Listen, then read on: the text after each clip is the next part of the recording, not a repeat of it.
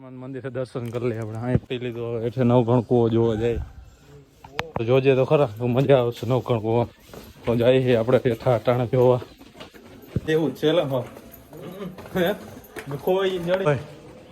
જોરદાર. કેમ બાકી આમ જો? હા હા, એ નવઘણ કૂવો જોવા હજી અંદર ઉતરે એવું છે. આપણે એથેમાં સીડીએ જાય જોતા હોય આખું નવઘણ કૂવો. આમાં અંદર ઉતરે એવું છે જો આમાં આખું.